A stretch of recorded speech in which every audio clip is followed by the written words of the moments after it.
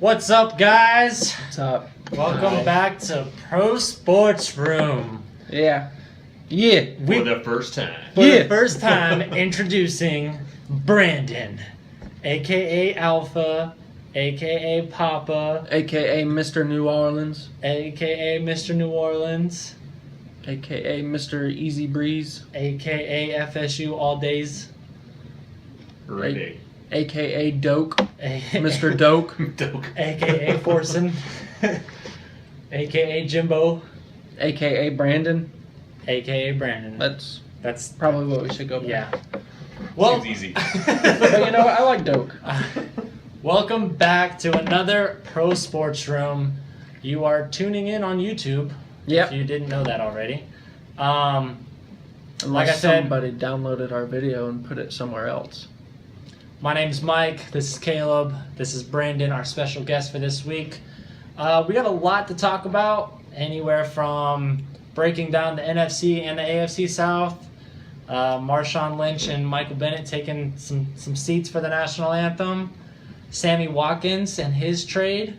And we're gonna talk rookies talk. So without further ado, since we're all having a seat, let's go ahead and talk about Marshawn Lynch sitting for that national anthem. Does it bother you? It doesn't bother me. It didn't bother me when Colin Kaepernick did it. It doesn't bother me when Michael Bennett does it. I think if they watched our last podcast week's last episode. week, I mean, I don't care at all. I mean, So there's like a lot that like I could go into on this, but one, before 2009, players were not out on the field for the national anthem. Yeah. We all remember that. The U.S. Secretary of Defense or Department of something like that. The government was like, hey, look, NFL, you guys should look more patriotic. Why don't you guys just go ahead and take this lump sum of cash and, spend it on, having people sing the national anthem and the team looking very rah-rah out there. Yep. So, no. That so doesn't they matter. basically bought American pride. They bought American pride. Okay. That's healthy. And second, who cares? You sit at home for the national anthem. Yeah, you know what? Everybody not complaining I'm about not this. standing up in the living room. I'm not standing up in the living room like, yeah, watch. Everybody that complains Watch. about it, I better see them standing up in their living room for the national anthem. Holding a bald eagle over their heart. Yeah. It's like, come on. And then I'm going to piggyback off of what Brandon was talking about, or not Brandon, Caleb was talking about on Facebook yesterday, which I don't post on Facebook anymore, but everyone's so pumped up about, oh, they're sitting for the national anthem, why are they doing it, this and this and this, but no one wants to talk about the fact that they're doing it because of all the stuff that's going on in the world, like what's going on in Virginia. Like, oh, we don't want to stand for a country that doesn't support rights. My thing is, it's like they're going to talk about something so harmless as kneeling or sitting for a national anthem, but those are the same people that have nothing to say about what happens in Virginia. Like, it's okay. Well, things happen. No, you don't just run over somebody in your car like that. Yeah, running a group of people protesting. But like it's just dumb. Like I don't like bringing politics into sports. But this is a perfect example of why you need to bring politics into sports. Well, I mean, they got a stage. You ask the average American, why do you watch football? Mm-hmm. And most of the time it's so I can get away. Yeah. I just want to get away from the outside world. This is my, this is my video game. This is my thing where I can just shut everything else out and do that. Well, guess what? It's real life. Yeah. You're going to have to deal with it. Like, so what? If you don't like it, don't watch that part of the game. Oh, man. Start whenever kickoff starts. I mean that's what I do. I mean, I'm never on time to anything. I'm hardly on time to work. So, you think I'm going to make it on time to a football game? That's just so dumb. Like, I don't care if Marshawn Lynch sits. I don't care if everybody in the NFL sits. It doesn't affect me. Don't get me wrong though. Like if I'm at the stadium and the national anthem comes on, I'll stand up and do it. I mean, of that's course, just. But I'll do it. But I'm not gonna throw a fit about if somebody else isn't doing it. It doesn't. They may that's have their their own choice. reason. Yeah. They may be from Africa. Yeah. And they may be visiting. Just because they want to come up here and visit doesn't Exactly. mean They don't have to do it if right. they don't want If you're to. from Mexico, Puerto Rico, Costa Rica, Asia, I don't care. You don't have to stand for the national anthem. I'm not standing up there, no Canada. Yeah.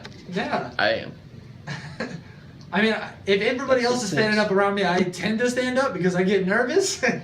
But everyone's standing up. I'm somebody. like, all right, look, hold on, let me get up real quick.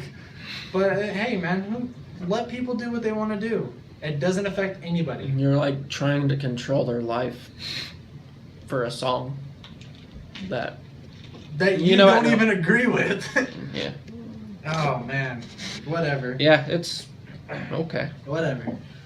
All right, we're getting down to the nitty gritty. So it don't bother either of us, right? It doesn't bother Okay. all of us. We're getting down to the nitty gritty. NFC South breakdown. All right. So the NFC South has the Saints, the Bucks, the Falcons, and the Panthers. Now we've already talked about this before. If you've watched last week's podcast, it's the same thing. They all go up against each other twice. So the Saints will go up against the Bucks twice, etc., etc. They also go up against the AFC East and the NFC North. There's a couple other games that I'm missing, but that's because depending on where you rank, I'm not reading off everyone's schedule because then we'll be here for an hour. But all these teams have gotten better, besides one, pretty much. I mean, I guess that's just my opinion. They have gotten better. All of these teams have gotten better. All of these teams have star caliber quarterbacks, and this is honestly one of, if not the hardest division to kind of even do anything with on this. So with that being said, the NFC South is going to shape up like this. I mean, just for me, it'll probably go Bucks, Saints, Atlanta, Carolina. The Saints had a solid wild card.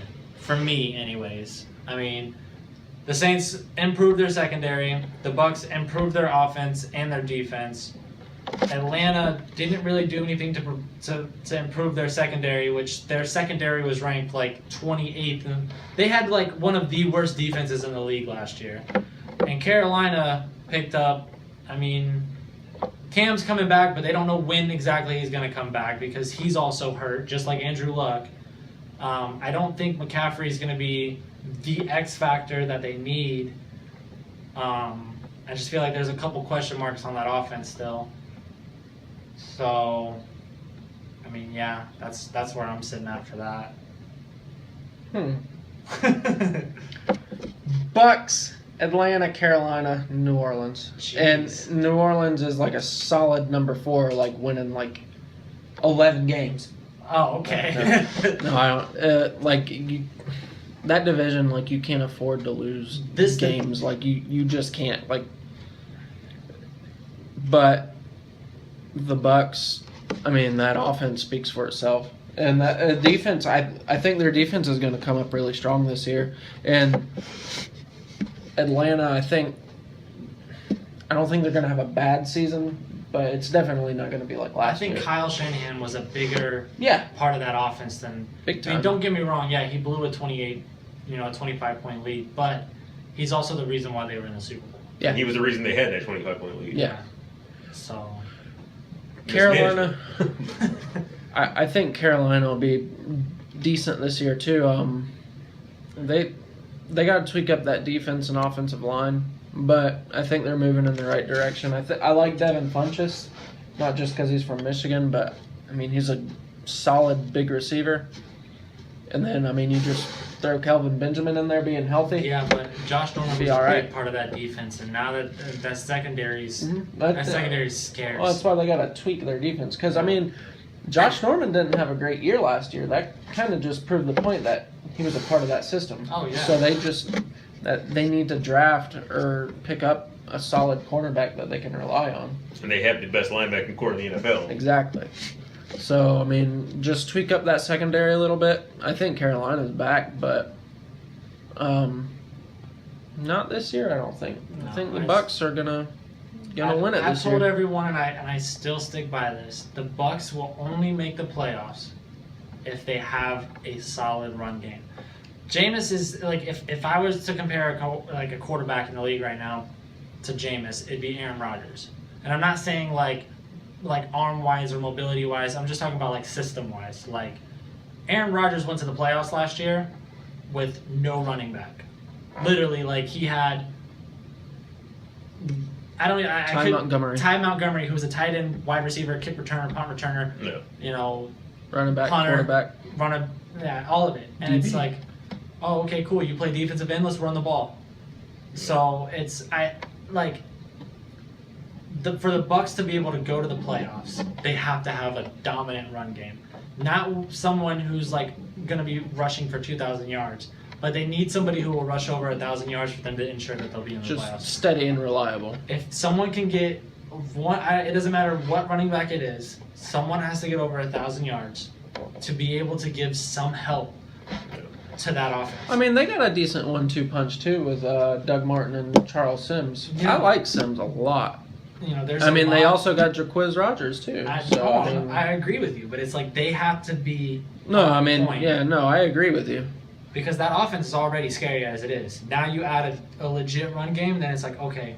You know what's there's nothing else that I can argue with. You know what's really sad about like my prediction, the Saints being at the bottom? Drew Brees will still throw for like over 4,000 yards. He'll throw Drew Brees is going to go out there and throw for 5,000 yards. Yeah, 5,000 yards. And they'll still win 7-8 games because they don't have a defense yet. And the thing is they're coming up, but they're not there. The Saints have, I've already talked about this, athletically, arguably the best quarterback of all time. I mean, you're taking not athletically, not like running wise, but like passing wise. Like you're taking wide receivers from JUCO colleges and going, all right, here you go. My boy Tom Brady did 1,000 yards, huh? Tom Brady what? Tom Brady did the same thing. Yeah. No, dude. Yeah. Wes Welker, Brandon Stokely, Randy Moss. He's had legit receivers. Yeah. Gronkowski. But the best receiver he's ever had is Moss, and he didn't win a Super Bowl. Who did he win a Super Bowl with? Troy Brown? Who's Troy Brown? Yeah, but he also had a dominant run game. You're getting off topic. You're even more off topic. He had a dominant defense. That's also true. He won 3 Super Bowls playing with one of the best defenses of all time. Tom Brady's the best of all time. Anyways, like I was saying, I just feel like Drew Brees is going to do whatever he can to get in the playoffs this year. Like and he has to. He's getting to that age where it's like, all right, Johnny Manziel maybe starting next year. Johnny Manziel is going to be somewhere else. All right. Drew Brees is going to throw for 5,000 yards on a team that's going to finish at best 500. Yeah. Just like he's done the last 4 years, I believe it was. Jeez, man. Yeah, just send him over to the Rams. Come on, man. Jets. Can you imagine? All right, Brandon. What do you got for the NFC South? Right. How do you have this? I agree with both of you. I got the Bucs winning it. I have the Saints coming in second at 8-8, maybe 9-7. I have Atlanta and Carolina both maxing out at 7 wins. I think Atlanta's taking a step back.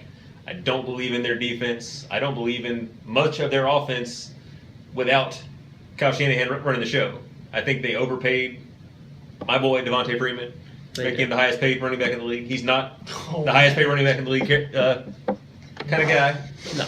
And I don't believe in Carolina. I think Cam Newton is, an NFL MVP caliber quarterback when he's 100% right. And I don't think he's going to be 100% right.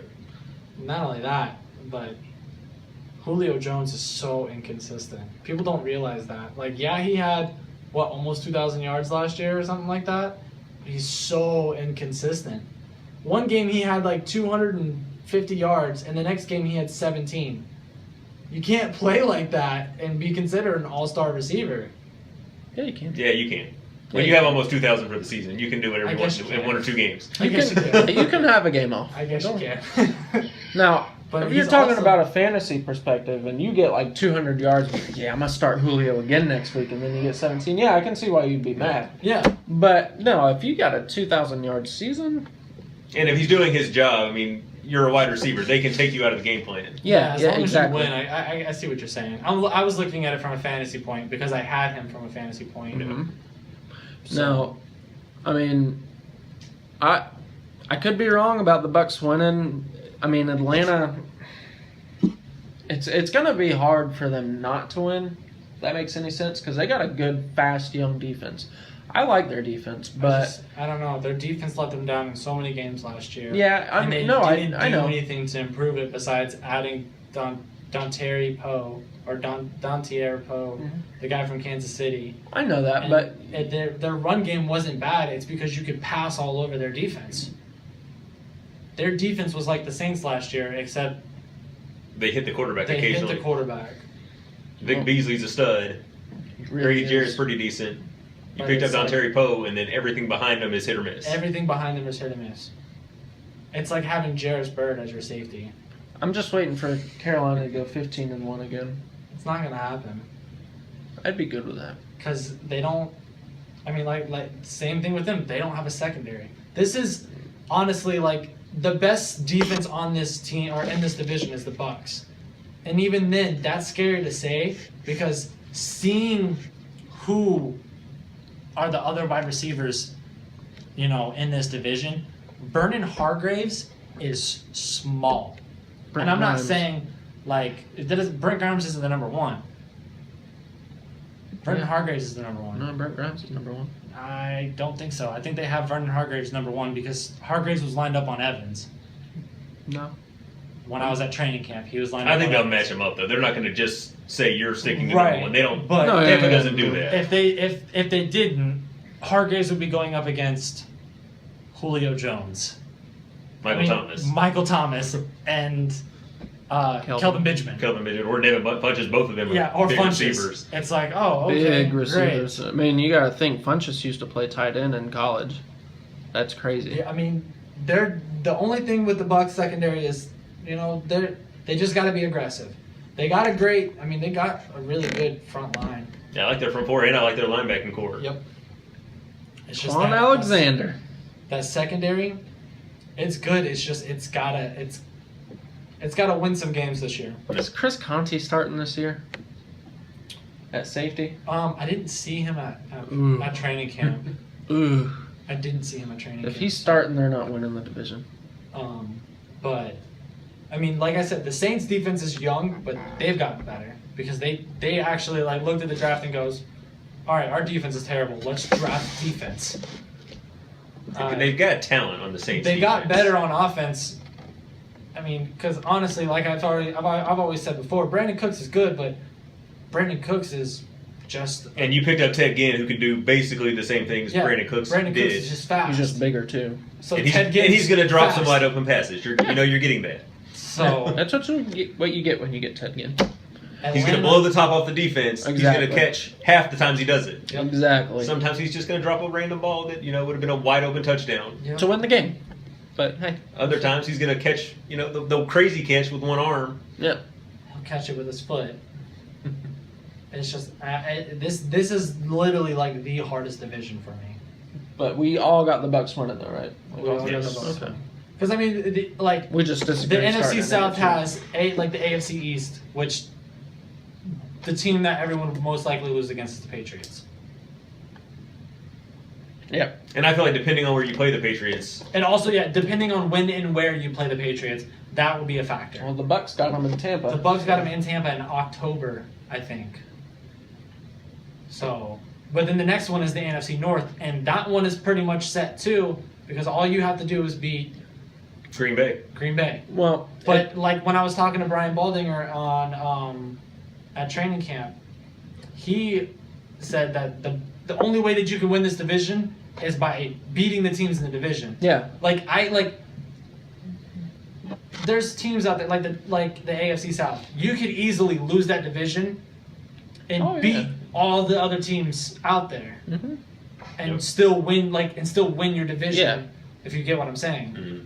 But it's like for the South, you at least have to split those teams for you to even have a chance. Yeah. I mean, whenever your division is that competitive, you have to win those games. Yeah. And when have the to. separation between the top and the bottom could be 3 games, 4 Exactly. games max, those division games count double basically. Yeah. Yeah. Because everyone's a tiebreaker. Jeez. Tough division. I mean, like I said, with me having the Saints at the bottom and still having a quarterback that throws for 4,000, 5,000 yards. That's And unbelievable. you've got 3 NFL MVP quarterbacks in the league, and Exactly. another guy who's a potential future. And that's exactly why I put Saints in second, because I just feel like even last year I was rooting for the Saints last year because I know I think everybody has a soft spot for the Saints. everyone knows that Drew Brees can do it. They're one of those teams you can't hate. Yeah. Everyone Like knows. even Bucks fans and Falcon fans, they don't hate them. They don't hate the Saints. All right, so let's move on to the next one. The Sammy Watkins got traded on what, like a Thursday, a Friday? I don't know. I just know I was happy when it happened.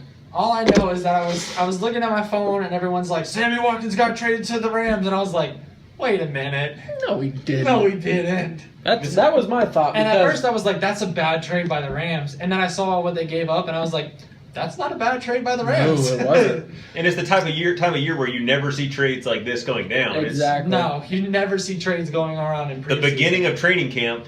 The middle of preseason area is normally a dead period for trades, and Yep. you have a blockbuster trade with 3 teams. Because don't get me wrong, like giving up a second-round draft pick and then I honestly think he's a no-name corner because I've never heard of him. EJ Gaines, he's all right. He's solid. He's solid. I mean that's So for Sammy Watkins and what was it, a 5th-round pick? That's not no, bad. it was a 3rd-round pick, I believe. I mean that's But, even better. You know, and I'm not even worried about that because I mean, losing EJ Gaines. I mean, I wish we could have found somebody else to give up because I liked EJ Gaines, but we still got Tremaine Johnson and LaMarcus Joyner. no. Yeah. So I mean, 2 solid corners right there. So And that was like I felt like the Bills were like, all right, let's just dump everything that we have and just stockpile. let's start over. The Bills are like, you know what? Let's just tank all over again. Why not? Well, I mean, I think honestly we might have already won that trade anyway because what we were talking about, Jordan Matthews is already hurt. Yeah. Well, no, like, So- yeah, the Bills lost the trade on all sides because they got rid of.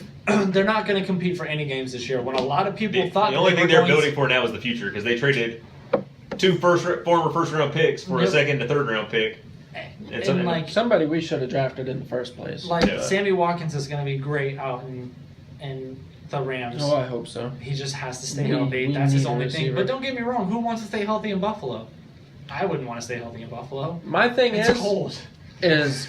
our offense literally has like no excuse now because I mean we got Todd Gurley, we beefed up our offensive line a little bit. They'll come together eventually. Sammy Watkins at number 1, and I think they're gonna start Robert Woods at number 2. They played in Buffalo together, so they got chemistry. And Tavon Austin. And Tavon Austin in the slot where he belongs. Yeah. That's gonna be You don't have him on the crazy. outside where he's Exactly. not big enough to be He's vulnerable on 1 the or 2. outside. So that's the game changer for me right there is him in the slot because literally he makes one person miss, he's gone. Oh, yeah. You're not going to catch him. And then the Bills ended up getting rid of Ronald Darby, like we were saying, to Philly, which Philly was like, oh, we just beefed up our defense even more? All right, cool, yeah, we'll You do want to that. give us a first-round corner for a Nice. 3rd-round pick? Yeah, I'll All take right, that. yeah, I'll sure. take Here, we'll give you Jordan Matthews, too. He looks like a good guy. Not fragile at all. Don't tell him he's hurt. No, he doesn't have a chip in his shoulder. I mean, what? He's got a chip on his shoulder. That's what we meant. Chip on his shoulder. Chip on his shoulder. He's real mad at us right now. He's on his way. See you later. Oh, man. Did you hear what LaShawn McCoy said? No. So basically, I guess behind the scenes, Sammy Watkins was upset because he got dealt to LA. I mean, it's kind of like a slap in the face if you're a good receiver to get traded like that. Well, LaShawn McCoy tweeted, he said, like, I know how it feels to get traded. Don't worry, it'll all work out. And then I guess he was talking to a reporter, and he basically said, we downgraded at receiver, getting Jordan Matthews. Like, he basically just said Jordan Matthews is a downgrade, which is true, but you just don't say that about your teammate. Well, was this before or after he got hurt? Before. Oh, well then. And I mean, not just that, he played with him in Philly too. Yeah, but he wasn't good. So at he knew what he was talking about. He's He like, knew man, what this he was guy, talking about. this I know, guy's a but- bum. We got. I know, but like Sean McCoy you just don't McCoy say that. doesn't hold his tongue. And I Remember know when he that. called him a racist? Yeah, I know that. And I mean, his it's nickname just is funny. Shady. So. Yeah. He doesn't play around, man. And But you I mean, you need that kind of attitude on offense, though, I guess. Yeah, like, look, we suck now. Thanks, front office. Getting that number 1 pick. They don't Can I even go want ahead to and go be to Super traded Bowl. too? Trade that's what he's trying to do. He's trying to get traded now. He's like, yeah, man, this team sucks, man. I hate it. They only had a running back, man. These guys would be great. Yeah, man. That McCoy guy. Get him out of here. He's real shady. Don't worry, we'll trade you. You know who I feel for the most? The Bills fans. I They don't. got some great fans. Like, No. they're all over the place. No. The Bills Mafia? Man, they have Yeah. no. Look, think about Yeah. it, man. They have nothing else to do. So they're like, you want to go to a Bills game and get drunk and jump in a fire? Hey, Eat man. some buffalo wings and watch a Bills game. What else are we gonna That do? sounds like great. Entertaining. I Let's love their jump in a fans. fire. Let's throw some gasoline on us. And it's fun to watch. I would rather watch them than an actual Bills game. Yeah, so that's why now I they're don't. not going to have nothing to That's- celebrate, that's and I why don't want to said watch them now. I don't feel bad for their fans because their fans are having more fun than the Bills are. I feel bad for them because now they have literally nothing to celebrate. They were celebrating for the future, but now their future is Now their future is incoherent. Gone again. Their future is a 2nd and 3rd round pick. yeah. All right, man. AFC South. This division is something fun to talk about. So the AFC South is the Tennessee Titans, Houston Texans, Jacksonville Jaguars, Indianapolis Colts, and that division obviously once again goes up against the AFC South twice, and they go up against the AFC North and the NFC South. So, yeah, no. Yeah, I don't know. No. But we'll just talk about it. Yeah, I can't remember who they go up against now because this says NFC South, but that one says That was definitely not the NFC then South. that's not the NFC South. Unless Man, one I of got these over so here is wrong. confused. They'll get it. Yeah, They're you guys smart. get They're it. smart. That was Google my exists, bad. people. We got this. All right, go ahead and lead it off. Somebody. All right, I got this. Oh, go. I've got Jacksonville taking this division. I'm leaving. No, I'm leaving. I don't think it's gonna happen, but I want it to I'm happen. leaving. I'm I've got the Titans coming out up of this in podcast. 2nd. I'm out of this podcast. I've got Texans in 3rd, and I've got Indy last. I think Jacksonville, this is the year with Fournette on the team, a solid running game behind, 2 good receivers, defense coming up and coming. They got young guys, they got talent. No, I they think do. this year they put it together.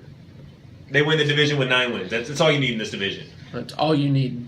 But the thing is with Jacksonville, a lot of people are excited about Fournette, but then again, they forget that TJ Yeldon is still there. So they've got like a great all-around running game because you also got a third-string running back with Denard Robinson, who's halfway decent. And they're good complements to each other. Fournette's Yeah. a pounding, crushing runner. Mhm. Yeldon's kind of a breakaway guy.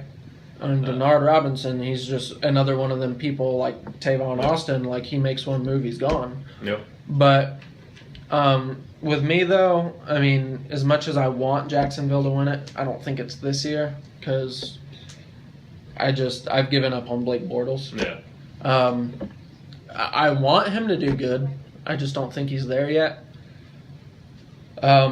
It's really a toss up between Houston and Tennessee, but I think I'm gonna go ahead with Tennessee. They're gonna look real good this year. Then probably followed by the Texans, Jaguars, and Indianapolis on the bottom. And when was the last time that happened? Indianapolis on the bottom. The year Peyton Manning was hurt. And I don't feel bad for them at all because they had so much time to build around Andrew Luck and that defense and make them that dominant team in that division, and they threw it away. But that's it. It's not recording, is it? Oh, it's recorded. Okay. I can't. I saw you look at the phone and smile. No, was I like, just, "Oh." I can't deal with you guys. Jacksonville #1. Jacksonville number I 1. didn't say Jacksonville Jacksonville number #1. Oh my god. I said Tennessee. Do you want to know why Jacksonville won't be #1? Blake So Bortles? today, at training camp, I got to see a video. Get it in bounds. Get it in bounds, man. I'm tired of this. Is what Allen Robinson said to Blake Bortles That's all as he he's said. walking back to Blake the huddle. Bortles. Get Get it in bounds, man. I'm tired of this. Well, obviously the wide receivers don't have faith in Blake Bortles. They need to sign Colin Kaepernick. That is exactly what they need to do. I'm fine with him signing it. If worst case scenario, he could be a good backup. If Jacksonville signs Colin Kaepernick, they win the division. I agree with that. They win the division. I do agree with that. I think it's a little too late for that to happen right now. He has no idea about the offense. He doesn't fit the scheme they've been running, so it's not like he's a plug and play kind of guy. Not much to learn. Third to Allen Robinson. There's so many things wrong with Jacksonville offensively that and their name is Bortles. That's basically the only thing that's wrong with them.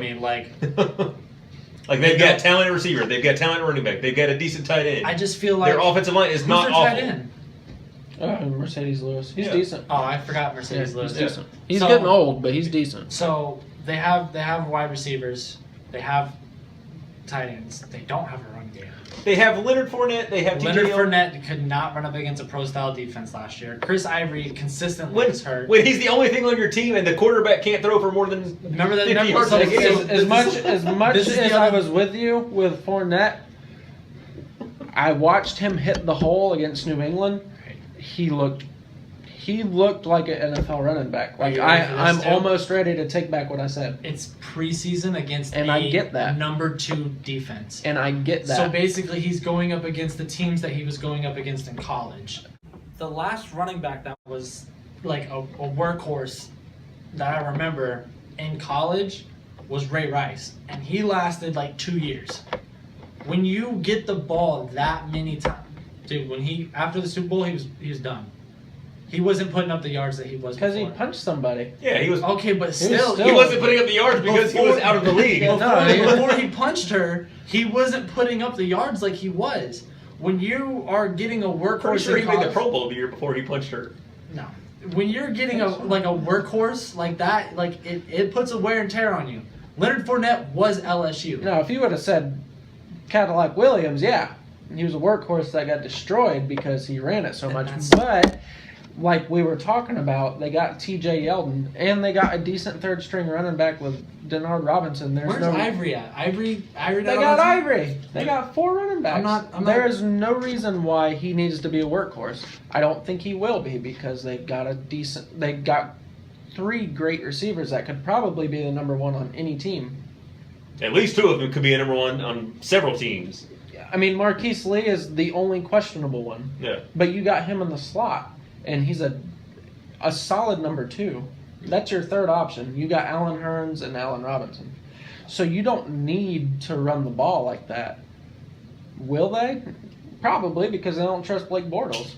But that being said, like me and you agreed on, if they get Kaepernick or a decent quarterback, yeah. I mean, Jacksonville's really scary because they got a good young defense.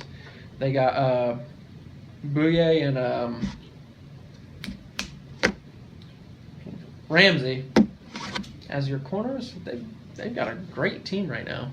For me, the AFC South is gonna go like this: Titans, Texans, Jags, Indy. And honestly, it's my picks. That Jags Indy could be flipped. Andrew Luck. The reason why I say it could be flipped is it depends on what Blake Bortles does. Right now, nobody has confidence in Blake Bortles. Blake Bortles doesn't. I've got faith in you, Blake. Not the front office, back office, side office, offensive line, defensive line. Nobody on that team, I feel like, has confidence in Blake Bortles. Does he have confidence? So your backup's Chad Henne. Hennessy. I don't know how far that's going to get you. I like Chad. Indy. We don't know how long Andrew Luck's going to be out. That's why they're at the bottom. I want to call out Colin Cowherd for saying that Indy would go 10-6 and win the division because you're drunk. Because they're talking about Andrew Luck potentially being out 6 games. So you're telling me that they're going to lose the first 6 games without Andrew Luck and then go on a 10-game win streak. And lose first round in the playoffs. And that just doesn't make sense to me. Andrew Luck will come back and get hurt again. The Titans and the Texans are easily the 2 best teams in this division. And the only reason why I'm saying the Texans is because they made it to the playoffs last year with no quarterback.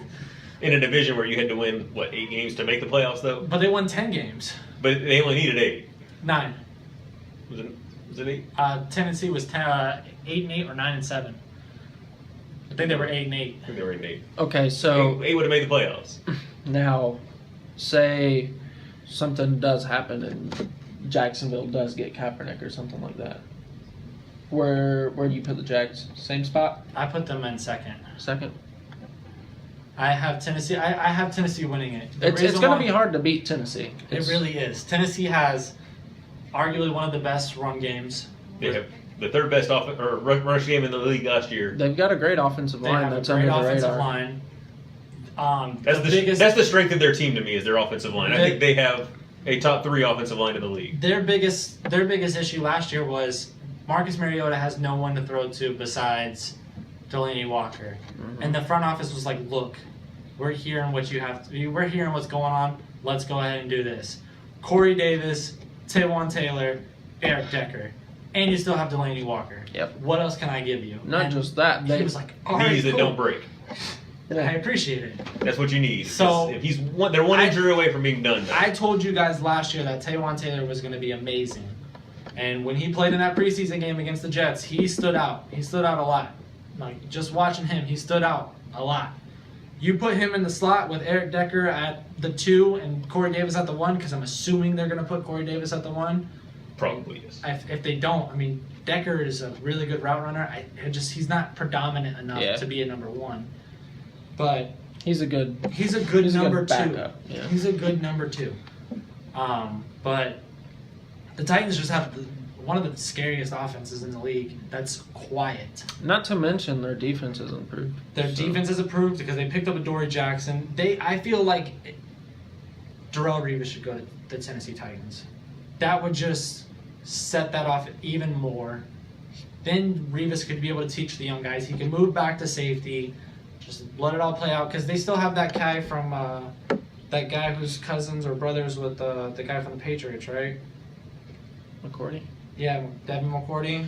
Well, my thing is with the Darrelle Revis thing, and we talked about it last podcast. Like, if he gets signed up, he has to move to safety. Yes. Like, he has to. He can't He play got number 2. exposed so much last year. He can't play number 2 because whoever they put on him at number 2 is still good. Like, your number 2 is usually fast. Yeah, unless he's guarding someone who's just a possession receiver only. Like, if he he's can't be guarding an Eric Decker. If he's guarding an Eric Decker, yeah. He cannot be an every down corner. But he No. can't be guarding Tavon Austin because he's going to get burnt every time. And he basically can't guard any number 1 receiver in the league. No, because He could guard Julio. He's just. I feel like Julio's still going to blow by him, though. 17 yards that he got it against Darrelle Revis. Yeah. It's tough, man. I just see Tennessee winning this. Texans a possible wild card, and that's mainly because the AFC is very weak this year. Like there's two divisions that could easily have 2 or 3, like depending on how the season goes. 3 teams from one division could make the playoffs. NFC is very dominant this year. NFC, it's like, oh man, this is gonna be tough. Like Very dominant. you don't know who's gonna win the South, like who's gonna win what division, let alone make the wild card. Yeah, anybody in any division in the NFC can win. Yeah. Like- and in the AFC, Except for the Bears. yeah. Yeah, And the but that's a given. AFC, it's like, They're in the AFC this year. yeah. They're an honorary AFC team this year. Yeah. In the AFC, it's like, okay, we know that, New England's going to win theirs. We know Oakland's going to win theirs. We know Pittsburgh's going to win theirs. But it's like the South, who's going to win that? And then it's like the North doesn't have anybody who could be a wild card. I mean, maybe Cincinnati. But they we have to don't stay necessarily healthy. know that Pittsburgh's going to win it. I mean, if they stay healthy, they could. Yeah, but Baltimore doesn't have a quarterback. Cleveland's not going to be it. Flacco could get it done. I mean, he's got Macklin this year. Flacco's out till Oh, I week forgot 8. he is hurt. Yeah. Okay, I forgot about that. So then Okay. it's Cincinnati, and that's that just depends. Cincinnati could do it. AFC East. They'll make it's- the playoffs and not win. per AFC usual. East is just New England. I mean, Miami may make a wild card, but that's if they can muster up enough wins. And if Cutler against- turns it on and is amazing, other than Cutler being amazing, gonna I have don't to- see but them. the He's going to have AFC to get in shape. The AFC West and the AFC South, those 2 teams or those 2 divisions could easily have 2 or 3 teams make the playoffs. Like the AFC West, for example, it could easily be Oakland, Kansas City, and Denver if they continue to do their defensive thing that they've been doing. I would say the Chargers, but they're always injury plagued, so you can't do that. I mean, the AFC South, if something, kicks on for Jacksonville, it could easily be Tennessee, Houston, and Jacksonville, all three in the playoffs.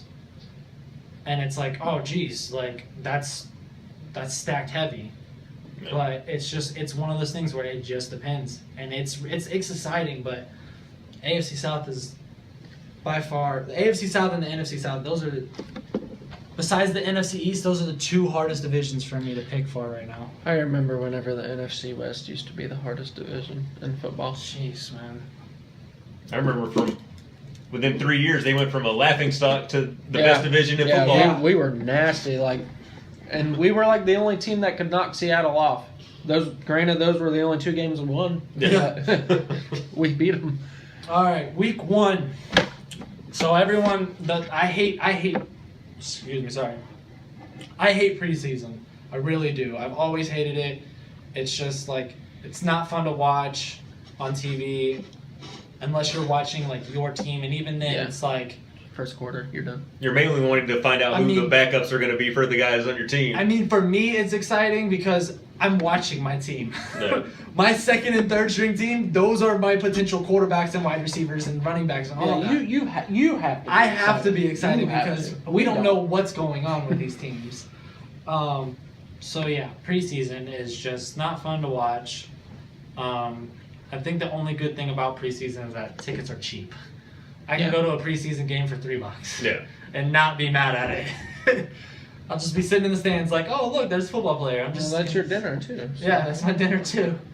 So, but everyone has been ranting and raving about these rookie quarterbacks in week 1 or in preseason, first game, how they look so great and everything like that. So, with that being said, there's 4 rookie quarterbacks that everyone's talking about that went in the first 2 rounds. So, which of the 4 quarterbacks not could start, not may start, might start later in the road, but what quarterback will start week 1 between Trubisky, Mahomes, Kaiser, and Watson? It's hard to say with the Browns because you never know what they're going to do. So let's just say Kaiser's not going to start. Mahomes definitely isn't going to start. So you got Watson and you got Trubisky. With as bad as Glennon looked in that first game, I'd have to say the Bears are going to start Trubisky first week. I mean, unless Glennon can turn it around, but he did not look good at all. I'm going 100% Trubisky. I don't think there's any way he doesn't end up starting game 1, barring Mike Glennon just being an all-star practice player. Yeah. That's it. And Watson, I think there's about a 90% chance he's starting week 1 as well. I think they're going to, I'm with you because I think they're going to start Savage No. first 2 weeks and be like, oh no, we need to start Watson right now. See, I see the opposite. I see that Chicago has to do the due diligence. They paid this man $45 million to come out here and lead this team. Because basically, if he doesn't start, he's a backup, and you're telling me that they're going to pay all that money for a backup. I mean, they've been paying Jay Cutler for years to just but hang out Jay Cutler's been playing and starting. and losing. Yeah. Right, but he's been starting. You see what I'm saying? Until he got set. So I don't see them not starting Glennon first. I can see Glennon starting first, letting it be 1-2 weeks, and then it'll go from there. Watson, on the other hand, I honestly think that they're going to start Watson. Houston is going to do everything they can to win now. So They have to. getting rid of Savage, who didn't do anything for you last year, and starting Watson, who, like we said, it's preseason, but he showed out in preseason.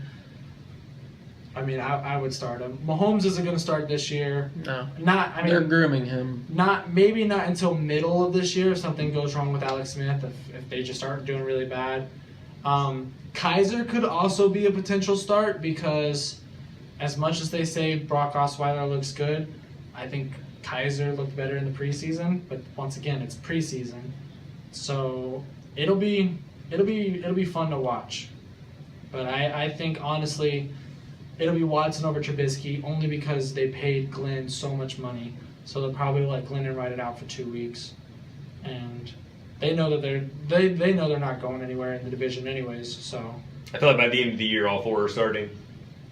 But, Yeah, but I could see that. I can see all but Mahomes starting. Oh yeah. No, Mahomes. I can see all of them. Not yet. Except Mahomes. unless if Kansas City gets eliminated from the playoff race, then I think they throw Mahomes out there just to see what they got in him. Yeah. Oh yeah. But they're going to be in the playoff race. So. Yeah. Yeah. That's still Alex Smith's team. No, I mean, Next obviously, if they lose in the playoffs this year, next year, yeah, there's going to be some quarterback controversy. But, no, I still think it's Smith's team right now. Yep. Well, that was fun. That was. I can't wait to do this next week, all over again.